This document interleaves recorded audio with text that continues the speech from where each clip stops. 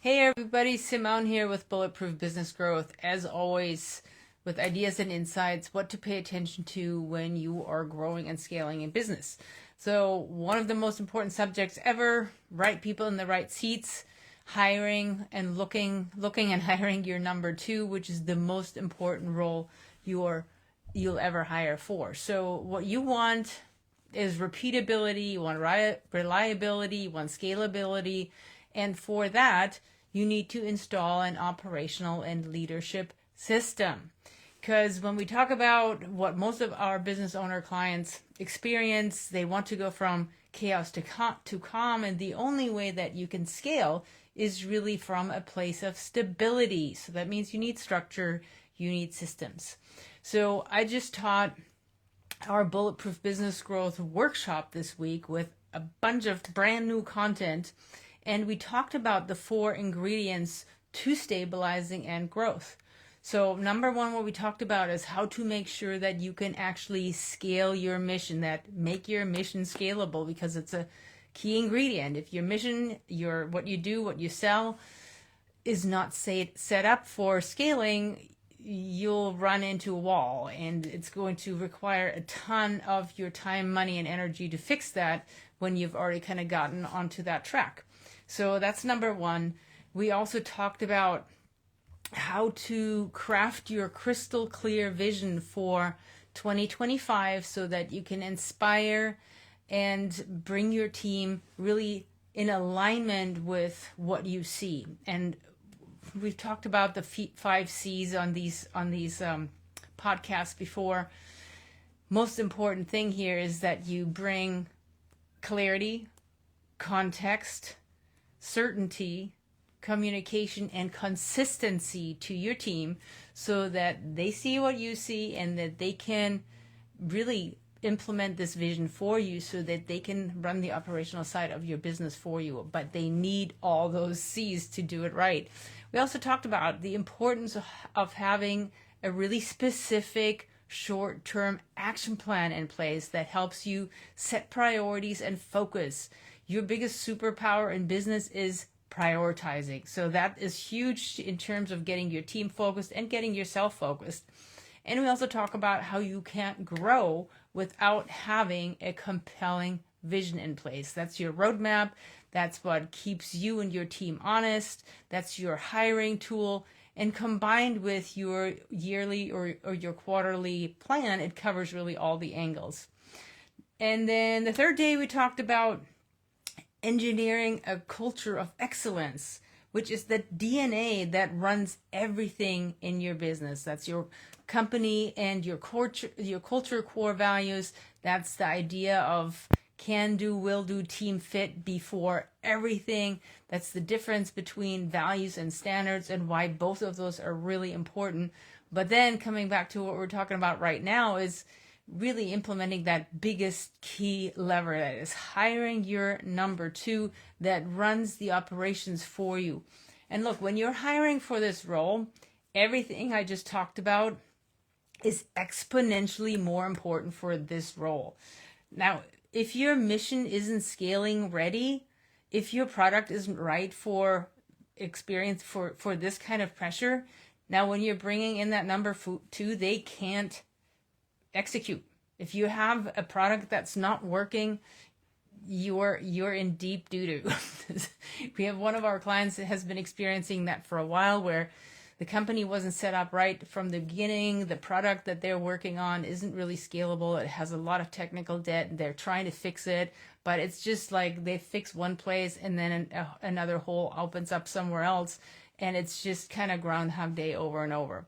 Now, if you don't have a vision in place, right? This is like your vision is the strategy for your executives to base their own strategy on. So if you're bringing on a number two and you're hoping this is going to be this magical fix where this person can just focus internally and focus on all the operations and all the people stuff so that you can go over there and just like strut your stuff and do your thing, well, everything I'm talking about right now, you have to put in place first so that person can actually be successful. So without a vision, if they don't get your strategy, they can't build their own. if your house is a mess on the inside, well, if you're bringing in an A player, they want to be able to be successful. So if they're not being set up for success, they'll bounce. So kind of the premise here is the most important thing about this phase of your business is that you are getting hiring ready. And that's actually, you know what IQ is, you know what EQ is, the new Q is RQ, and that's your readiness quotient. So this is making sure you're putting all the foundations in place so that who you're bringing in can actually win for you. Now, when you are hiring ready, that means now you can actually get the highest ROI back, or you're going to end up spending a ton of your time, money, and energy trying to get this done, and you'll have things breaking all over the place. Now, everybody knows today's hiring climate is really tough. The team, your employees have different expectations than before. And the last thing that you want is spending all these resources, your time and your money and your energy, you're training people, and then they bounce because more money isn't it. They just want to feel like they're in an organization, in a company where they can be successful, where they can make a difference, where they can feel on purpose, where they can feel like they're being productive and they can actually grow. So if these pieces are not in place, that's not going to happen. So remember, employee expectations have changed dramatically in the last 4 years, especially on the leadership level, because they want to know that they can be successful, that they can make an impact, that they can grow, that things will be interesting. And a lot of times it actually doesn't start with them wanting more money. They're just generally dissatisfied, and then it becomes about wanting more money. So this is the deal where we really start looking at, okay, what do we have to put in place? What do we need? What are our concerns here when we want to implement this very, very important role? So let's talk about the critical functions and responsibilities of that number 2 role. So of course, number 1 is relieving the founder, the business owner, the CEO of the day-to-day operational burden. We want to have them come in and provide a strategic counterpoint and a fresh perspective, because ideally you're focused on the external, they're focusing on the internal. Your skill set is different from their skill set. So what they're going to focus on is very different from what you are focusing on. So very important that they're the counterpart to what you're already doing. You want them to be driving execution, accountability, and scalability. That's why we already asked these questions. They serve as your culture carrier, the garden of your culture and your leadership development pipeline. And I really want to highlight this piece, your leadership development pipeline, because this is that person that will train your trainers. So you have to make sure that they are trained correctly in your organization so that they are in alignment with who you are and what you want, so that they can make sure everybody else who's coming in is getting all those pieces. So your number 2 is the key lever for unlocking the next phase for your organization's evolution.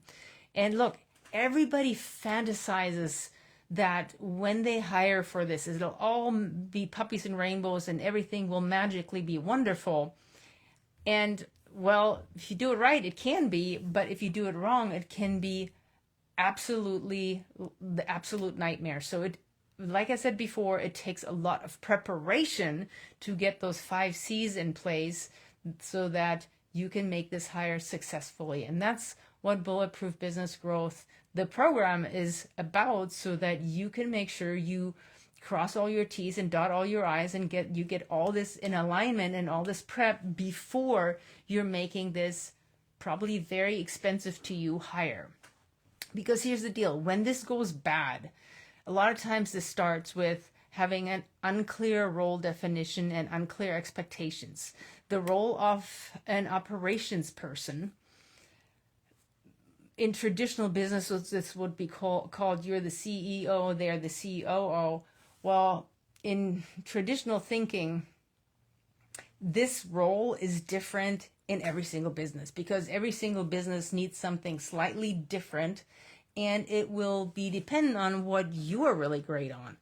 what you're really great at. Because think what I just said, it's like they have to be the counterpart to you. So whatever you are strong at is not that important. Wherever your gaps are, you want to make sure that this person is really, really strong.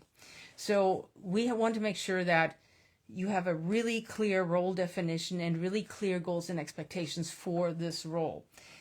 Another place where it goes wrong frequently is exactly what I just mentioned, where you're hiring for familiarity over expansion. What that means is you're hiring another person just like you because that's what you're familiar with, that's comfortable, that's what makes sense to you. But what you really need is that counterpart we were just talking about. And getting that counterpart in is what will help you really expand your vision, expand your focus, expand your perspectives so that you can really help your business grow. So that piece is huge. Of course, then the failure to establish clear communication and decision-making frameworks, because you're bringing in an executive, you're bringing in somebody who should be or needs to be able to make decisions without you, who can up-level the business in ways that you haven't done before. But if they don't understand what they have authority over and where they can make decisions without involving you, now you have another robot in the company. He's just going to call you 24/7 to make sure what they can actually do. Also, the lack of intentional onboarding and integration is huge, because now this person has come in, you made the choice, and like I just mentioned, this role is different in every single business. So especially if they're experienced and they're coming in, they're just going to look at your business and do what they think should be done, which is maybe very different from what you think needs to be done. So truly important that you have a really clear onboarding plan with them. So with our clients, we always talk about making sure that you plan the role before you even look for the person, so that you're crystal clear about what your vision is for that role, what the values are that you want this person to bring to the table, what the methods are that you can see them using, what the metrics are you need them to hit, the opportunities, the obstacles, our 6-element framework that we use for just about everything. Now, when you use that correctly, that means now you have a clearly planned out role. And when you meet with them every single week, you can bring in specificity and granularity and make sure that everybody knows exactly what the goals and expectations are. So that is intentional onboarding. And also what happens with that is integration into the rest of the team, because guess what? If you have a team that's kind of been running the show, even though you've been running the show and they're just doing stuff, but when you have a team that's been operating like that and now you're hiring a person above them, they're not going to like that because this person is new. What do they know? So this is where you get to help them have credibility and authority with the rest of the team, which they absolutely need to be able to have if you want them to be effective, right? Another one is underestimating the challenge of relinquishing control. And that's you, because you've been running the show. You've been doing all these things. You have your way of doing things. And guess what? They're not necessarily the best way of doing things. So this person is going to come in and they're going to have ways of doing things that you're not comfortable with, that may not even make sense to you. And you have to be able to let go. Now, the best way to go through that phase is to act like the 1-Minute Manager says to do, right? If you haven't read that book, absolutely read it. But the premise of it is basically, in the first phase of onboarding, you micromanage this person a lot. And you frame it as, this is not micromanaging. This is making sure that you have all the information, all the support that you need so that you can quickly learn what we need you to know. So this is where you are available. You are with them. They shadow you. They go with you. They really learn the ropes from you. And you get to make corrections right when something isn't working. So we don't have any doubt about how things should be done, right? So this is we're just talking about the beginning, because once you see that they're picking up what you're laying down, that means now you see them executing in a way that makes sense to you, even if it's not exactly like you would do. But now that means you're gaining trust in each other, as in they realize that they have support in you, and you feel like you can trust them to get things done. So that's a very, very important phase. And that also means that you are going to have to really pay attention and let go intentionally and give that person more and more rope so that they can actually do a much better job. So letting go and relinquishing control is one of the biggest challenges that our clients experience. And then, of course, if you don't have good leadership practices in place, it could go horribly wrong, because what they will rely on to be successful is to get ongoing feedback from you, coaching and development, so that they can make small adjustments when those are due versus having to start all over again.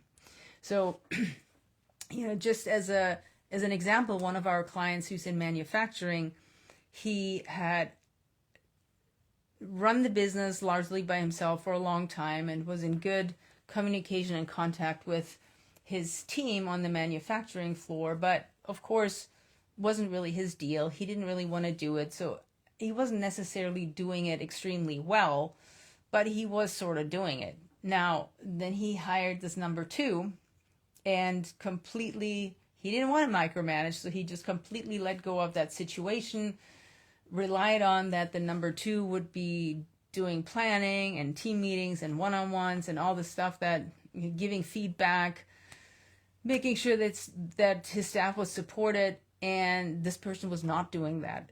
Or when he wasn't doing it correctly. So pretty soon he had some of his best people walk out.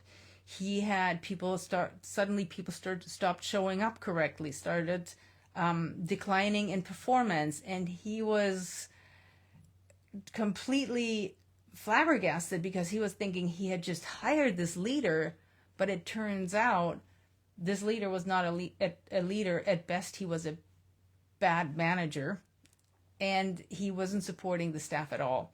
So when we talked about how to really get behind that and find out what's going on and then how to rectify it, we quickly turned things around. But that was not a good hire for the number two position, and it almost cost him his company. So when we look at the other side of this, like, how do we make sure we win? Because again, this could be one of the biggest momentum changers in your company, because when you do this right, this will help you get your bandwidth back, get your time back, get your life back, get your freedom back, and it'll enable you to actually focus on what counts, which is growth and expansion, because now you have the bandwidth. So when this goes right, we always start with defining the ideal profile for this person. Like I said earlier, we don't pick the person, we define the role, right? We define the role, and then we define, like, what kind of qualities, what kind of assets does this person have to have? What kind of character traits do they need so that they can get this job done? So make sure you define the ideal number two profile. You also want to make sure that you assess the organization's current and future needs. So that means doing a gap analysis and finding out, where are we missing right now, and then having that long-term plan, your crystal clear vision in place, so that you can make sure you forecast in future pace what will need to happen, what we need to put in place now, so we don't have these hitches in our growth. Now, the other part, of course, is being able to identify the critical skills, expectations, and leadership qualities that we need this person to have. Like I said earlier, this role is very variable, so we have to find out what is it that your organization needs specifically, so that we plug all the holes and smooth everything over so that it runs smoothly. And look, the hiring plan, the 6 elements that I talked about, how to plan that role, when you implement that, it'll give you a huge leg up. And as you go through the hiring process, be patient. If you're used to hiring, and expecting that you may talk to a handful of people and you'll have somebody on board within the next week or two, think again. For a role like this, like I keep saying, this is the most important role you'll ever hire for. Expect to go through at least 200 resume and talk to at least 20 people. And you know what? Hopefully when you have our Bulletproof system in place, you'll be able to do this much faster. But set your expectation for doing this right and having the patience. Tap your network. Make sure you talk to your connections and really look at, get recommendations from people who know you and your company before you go the recruiting route, because you'll get much better matches that way. And another thing that I really want to recommend is consider both external and internal candidates, because you may have somebody on your team who is that rising star and you don't know about it because you've never asked. And they may not have the exact skill set yet, but that's easier to learn than the team fit. Because if you're thinking about, speed and resources, well, ideally you'd find somebody who's experienced, who can bring this new skill set to the table, and who's an awesome team fit. They can onboard quickly, they can get their feet, they can hit the ground running. But that's the ideal situation. What I see a lot of times is that example that I brought to you, where nobody quite knows what's going on, what's important, and what to focus on, and there's a lot of back and forth. And even if you figure it out eventually, it'll still take far longer than you need it to take. Whereas if you're bringing somebody on who's already pre-vetted in your organization, who's a great team fit, who already knows everybody. Just thinking about one of our clients, Melissa, who came in as the accountant, and within a couple of weeks, she started rising through the ranks. And at this point, she is an owner partner in the company, getting ready to take over the company. So if you have somebody who's a true A player, who's hungry, who's excited about up-leveling, that may be your best and most affordable choice. And actually the choice that'll work out most quickly. So being patient, making sure that you look at candidates both directions, and then of course go through a rigorous vetting process where you interview on all levels that you need to, and check references. Because if you don't, you might interview somebody and they look and sound great on paper, and even when you're talking to them, and then a couple of weeks later, it turns out you hired somebody who was a total psycho. And if you just kind of checked back with previous employers, you would have gotten the whole story. So, and then of course, I keep coming back to making sure you have a cultural fit, and this person aligns with the organization's values. You have that clear onboarding plan, like I already said, and you want this to turn out to be a collaborative and transparent partnership with you. So when you have the right number two, empower them to challenge your assumptions and drive innovation. You want somebody who can actually have a call to Jesus with you, who can help you get out of the driver's seat and relinquish control, and for them to come in and do things better. So yesterday we shared very exciting news on the workshop with us. We announced that we're opening our registration for our next community of the Bulletproof Mastermind, Bulletproof Business Growth Mastermind.